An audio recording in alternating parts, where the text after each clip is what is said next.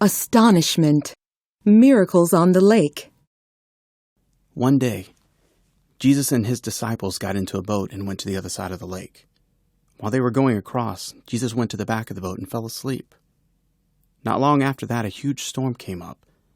There was a lot of wind and waves, and the waves started to come over the side of the boat, almost sinking the boat. His disciples went back to where he was sleeping and said, "Master, wake up! Don't you care that we're about to drown?"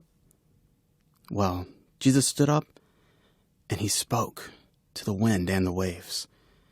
He said, "Be quiet." And immediately everything became calm. Then Jesus looked at his disciples and said, "Why were you afraid? Don't you have even a little faith?"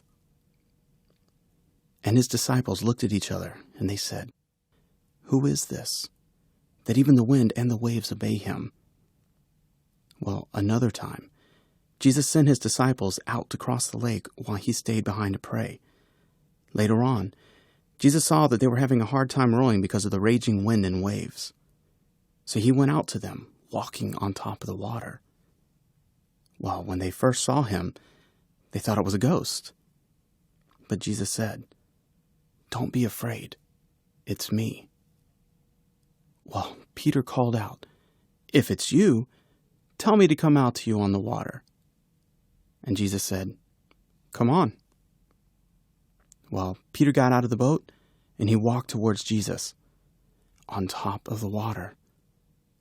But then Peter saw how strong the wind was and he became afraid. He started to sink and cried out to Jesus, "Please, save me." So Jesus reached out and took a hold of him, and they went back to the boat together and got in.